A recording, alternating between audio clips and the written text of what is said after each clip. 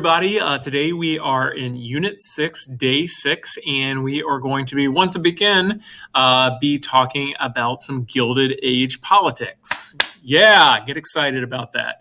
We're going to look specifically at the 1890s, and they like to title this in the book American Politics in a Crisis. But you're going to see that during this change, during this time period, that politics is going to change. When we look at this, you're going to be like, man, I wonder why people really cared so much about that. That is a great question, and hopefully you have a little bit better understanding after we go through this. So there are two songs here I'd love for you to listen to. The Farmer is the Man and A Hayseed Like Me. Listen to those and just be thinking through some of the common themes that you hear in these songs. You can kind of see them even by the title there, but give them a chance, check them out. So as we talked about, throughout the Gilded Age, most of politics was a stalemate. Presidential elections were very, very close. The popular vote, as you can see there, was very, very close. But when you get to the election of 1888, that will be the last true close election of the era. And you might be wondering, well, what caused this change? Well, part is going to have to do with what is going to be happening in the economy, which we will get to. You will see that the public did start to distrust Republican policies because of Benjamin Harrison's poor administration and Democratic charges that the McKinley tariff was a giveaway to business interests.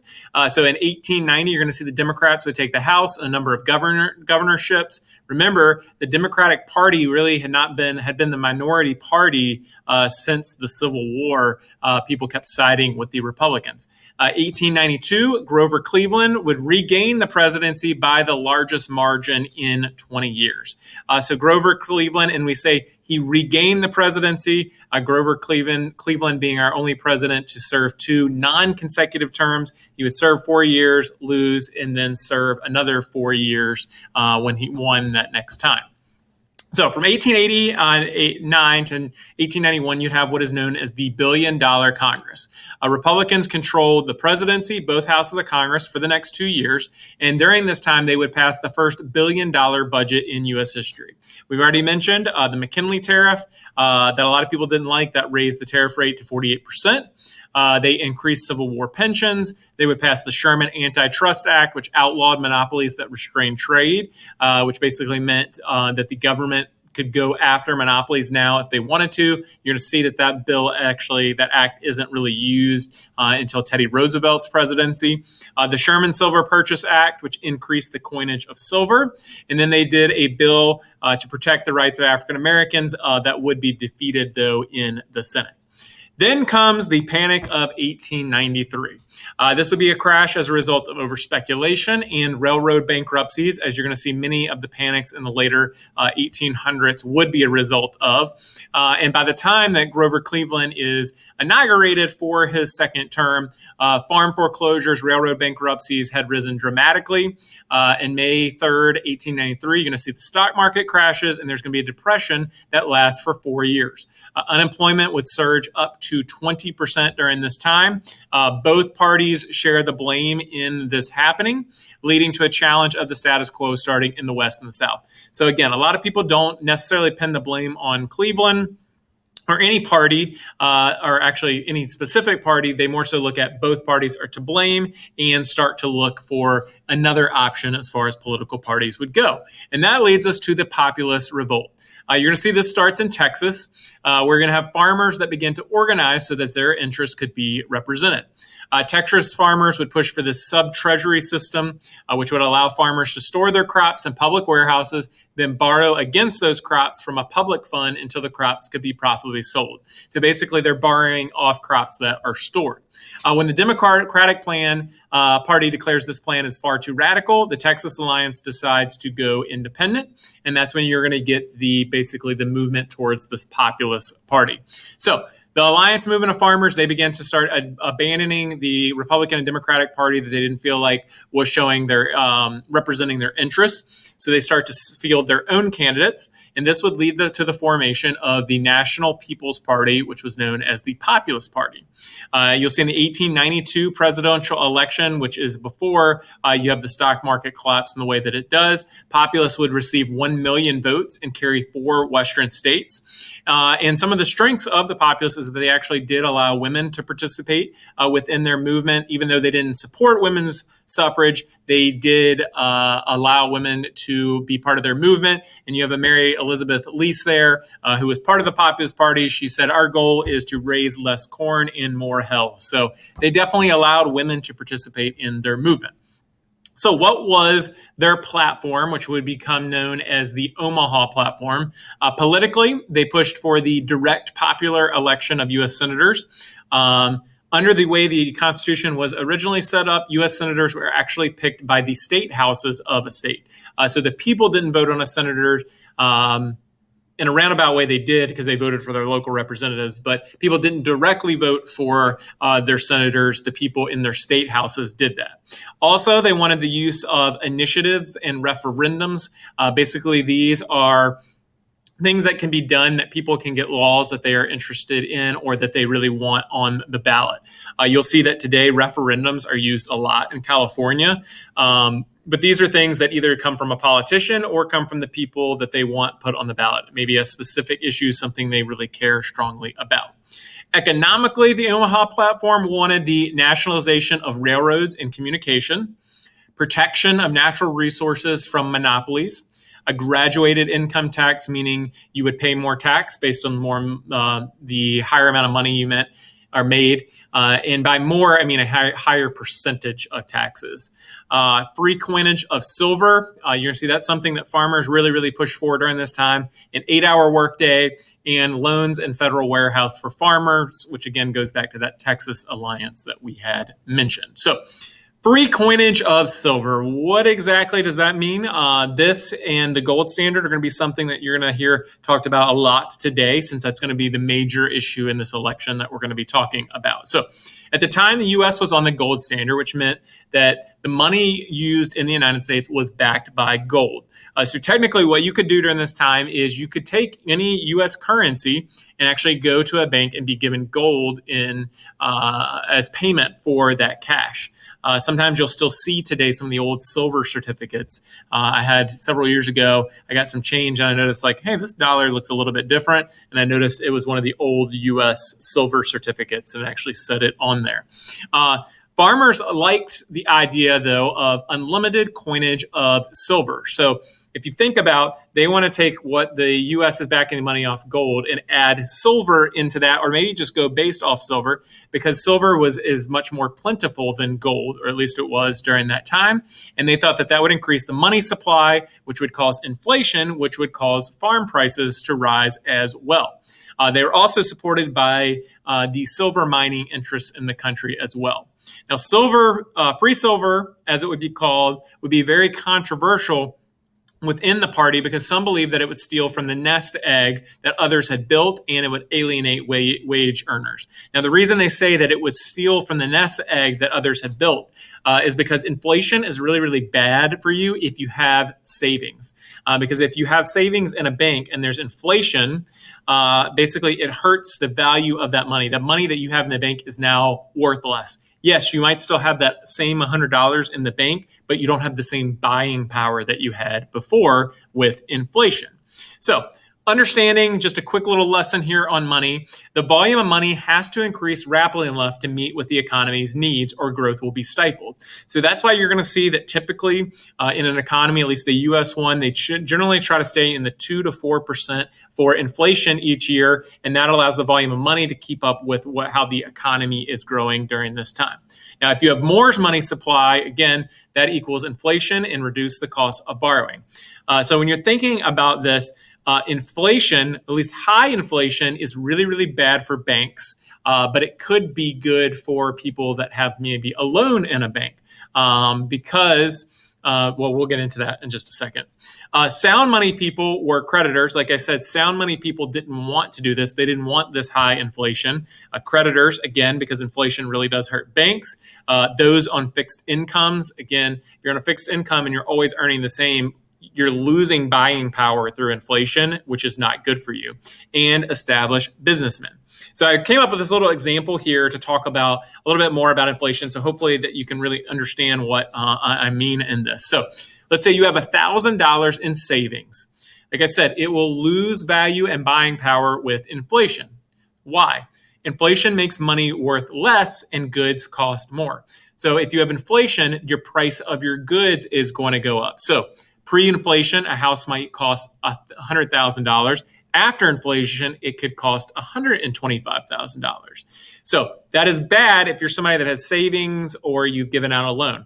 Like I said here, this is bad for banks, loan holders, and those with large savings, and it can also hurt consumers as well. How does it hurt a bank? So if a bank has a $100,000 loan to you, they don't want to see inflation because technically they are losing money. Your loan that you originally had, think about it, you're getting that loan at what the value of money is at that time.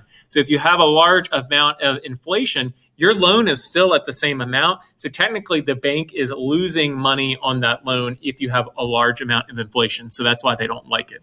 Again, that's the best I can kind of explain inflation to you. There's a lot of other people out there that could probably explain it a lot better than us, than me. Just know if you're somebody in savings, if you have a bank, inflation is really, really bad for you. Farmers during this time, though, viewed inflation as being good for them because it would increase their farm prices. All right, the economics of money. You're going to see the pre-Civil War money supply controlled by state chartered banks in the U.S. Banking Act of 1863.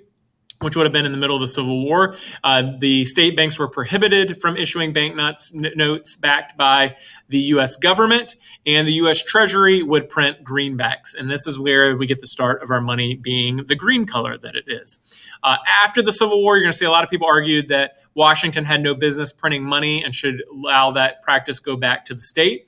And they also said that there should be a limiting of currency to the amount of gold and silver held by the U.S. government. Because you'll see during the Civil War that the government really got to printing money that they did not back up. So in 1875, you would see the printing of greenbacks ended, and this caused a shortage in this money of supply, which did lead to deflation. So you're going to see, again, all this changing policy in regards to money.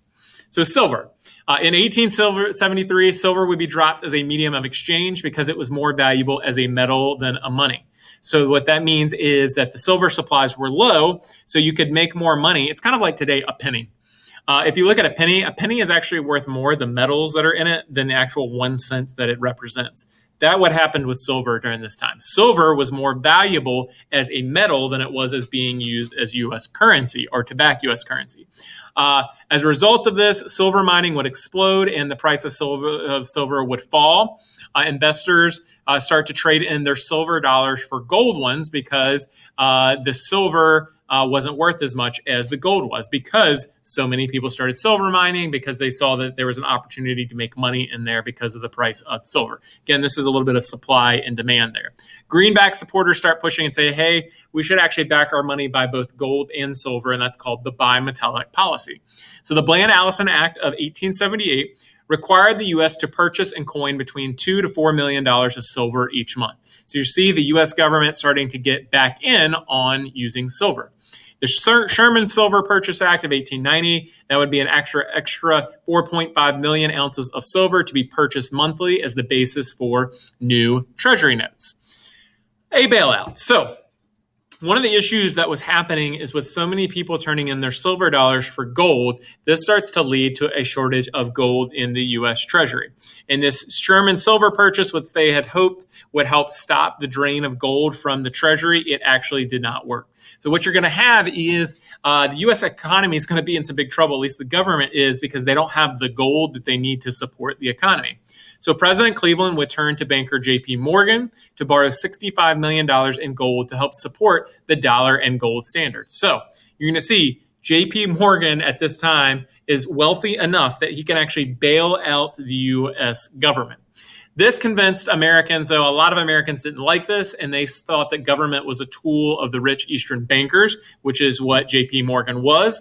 And Cleveland, at the same time, was using the courts to end the Pullman strike, which that didn't help it either.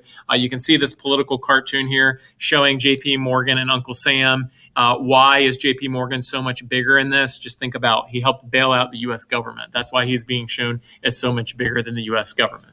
Now, when we talk about this bimetallic policy, policy and free silver and all this different stuff. Again, it can be kind of confusing that people cared so much about this. Really, I would say the reason people cared so much about it is it involved money. And people get very heated when you start messing with their money, and I think that's why people cared so much about it. I heard about this when I was in college. If you look at the Wonderful Wizard of Oz, the Wizard of Oz that we know of, there is one interpretation of it. It was written in 1900. And some people believe in this interpretation of the Wonderful Wizard of Oz that it actually has to do with the political scene at the time and what exactly was happening. And while I don't know if Frank Baum actually wrote it meaning this, a lot of people say he didn't actually mean for this to happen, but this is just people's interpretation. You'll see there's some interesting parallels there. Tornado is the free silver movement. Think about how much destruction it would cause. The yellow brick road is the gold standard, and they tell Dorothy, follow the yellow brick road.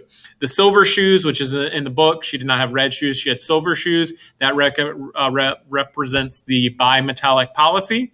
The Emerald City would be Washington, D.C. The Scarecrow is the farmer. The Tin Man is the industrial worker. The Cowardly Lion is William Jennings Bryan, which if you kind of look at the lion on the front of that book, he does look a little bit similar to William Jennings Bryan. The Wicked Witches would be the business interests in the East and the West. The Good Witches being the Populist Party in the North and the South. So again, this is just some economist's interpretation of the Wizard of Oz. But again, that people would even think to apply that to this shows where the mindset of people was during that time. So the election of 1896, this would be a turning point election. So the Democrats were blamed for the panic of 1893. Again, remember we talked about the Democrats had gotten back in power in some ways, and because of that, people start blaming them for the Depression.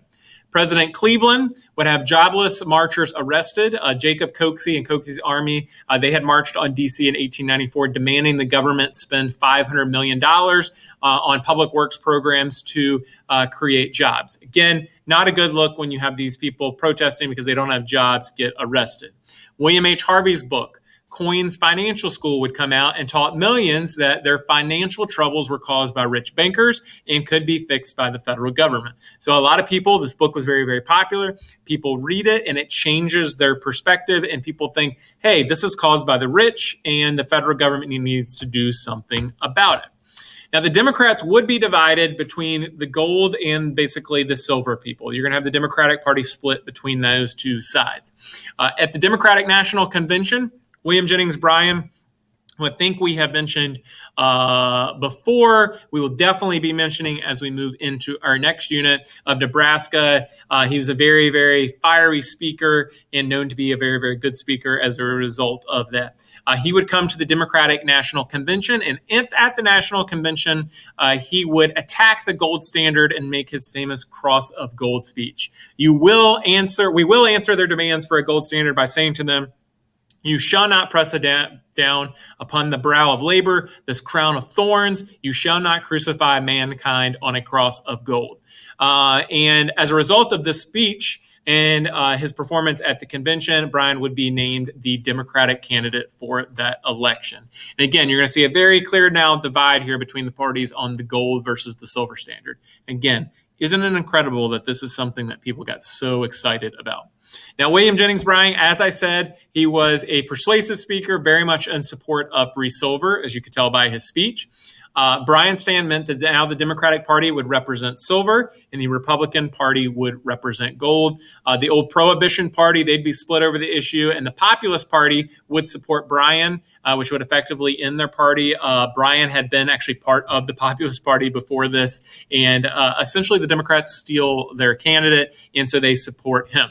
William McKinley, the Republicans would select William McKinley from Ohio. He stood for high tariffs, sound money, and prosperity. Businessman Mark Hanna would arrange a large money-raising campaign for McKinley, which allowed him to pretty much stay at home and campaign from there, which at this point in history you could say kind of crazy because politicians had gotten into doing more of the traveling than they were doing before, but McKinley just chilled at home and let other people handle the campaigning for him. In contrast, you're going to see William Jennings Bryan would travel all over the United States. You can see there traveling over 18,000 miles, making 600 stops throughout his campaign throughout the rest of the country. Now, The people during the election, you're going to see that no election had been this hard fought since the election of 1860 when Abraham Lincoln was elected. The Republicans would charge the Democrats as being revolutionary and anarchist and being social misfits who have almost nothing in common but the opposition to the existing order and institutions. Pretty strong attack there on them. During the elections, you would also have the Democratic Party appearing as the party of temperance, which had previously been a Republican position, which did alienate some Democratic voters in the big northern cities. So what's going to happen in the election of 1896? You can see there, again, this election is going to be about 600,000 votes difference, but again, very, very hard fought election, and William McKinley would win this election. As you can see there. You can see I put the presidential election results in here by county because you're going to see a lot of the rural areas would vote for William Jennings Bryan, which made sense because think about William Jennings Bryan, his background's with the Populist Party, which does support farmers. And so you are going to see a lot of farmers that still support William Jennings Bryan. In fact, if you look close enough on that map, you can actually see Bedford County would vote for William Jennings Bryan in this election. So what was the result of this election? Republicans would gain the presidency and the ground that they had gained in the 1894 midterm elections. Again, a lot of people blamed Democrats for what had happened with the economy. Northern cities, which had formerly been Democratic strongholds, they would actually vote Republican in this. And Republicans would start to represent themselves as the party of prosperity and as being sympathetic to ethnic diversity during this time. So with this change in the parties, this is going to be another reason why this is going to be considered such a big election and a big kind of changing election for politics here in the United States. Now, McKinley, as president, he took office just as the economy started to revive. Gold would be discovered in Alaska, increasing the money supply because now we had found gold out there. As a result, you're going to see farm prices would rise, factory production increase, and the stock market climb. So a lot of things that farmers had wanted to happen under the Populist Party actually start to happen because of finding gold in Alaska. Republicans would honor their platform by increasing tariffs and implementing the gold standard. You will see McKinley as president. He's going to be very well-liked, well-traveled, and he did work to bring conflicting interests together during that time. So he's going to do a pretty good job with doing that during his presidency. So why is this election important? Why are we spending a whole day talking about it? One, this will be a realigning election. This will end the third-party system and start the fourth-party system. And again, when we think of these change in party system, it doesn't necessarily mean like in the third-party system where you had a complete change in the political parties to the Whigs leaving and the Democratic Party, Democratic and Republican Party being the two major ones. No, sometimes it can just be a change in position and overall philosophy of the party. So this will start the fourth-party system, which would last till 1932. Two, it ended that stalemate that we talked about of Gilded Age politics, which marked a new era in politics. It started an era of Republican dominance in the presidency and in Congress, which would last until the Great Depression. You're going to see that up to the Great Depression, the only time you're going to have a Democratic president is going to be Woodrow Wilson will be the only time within that time period that you will see a Democratic president. 7 of the next 9 presidents would be Republican, 17 of 20 sessions. Both houses of Congress would be Republican. Sorry, I forgot about the presidents there. Theodore Roosevelt, he was also a Democrat as well. The Republicans would become the party of business, industry, and a strong national government. Again, a little bit of change for them during that. Populist Party ends. Again, we said that they had stolen, the Democrats had stolen not only their candidate, but a lot of their positions. And later, the Republicans would do a lot of the same. And like I think I've mentioned it in a video before, that third parties in the United States, while they aren't successful, you're going to see a lot of times they do have a lot of good ideas that the major parties will pick those ideas up and claim them as their own. Fourth, the election was a clear victory for urban centers and big business and a loss for rural Americans and farmers. Again, farmers had put all their support behind the Democratic Party, and the Democratic Party would lose. So it would be a win for big cities. And 5, modern political campaign. I mentioned Mark Hanna, who helped finance a lot of William McKinley's campaign. He creates a model for organizing and financing campaigns and using mass media for positive press during this time. So again, you're going to see he creates this new model, starts harnessing new ways of reaching voters, and that will kind of become the model that you're going to see candidates follow after this. So the last thing that you're going to have to do today is there are some scenarios for you to look at of voters in 1896 and for you to determine how they would vote and why that they would vote that way. There's a little bit extra there for you to do as well. So hopefully you got an understanding of why this election is so important. Again, this is one that people tend to grapple with because it's like fighting over the gold and silver standard, which today we're all kind of like, who cares about the gold and silver standard? Why is that so important? But really, this election is very important because of these reasons here in the transition that you see that happens within the parties and within the country during this time. So hope you understood that, and I hope you have a great day.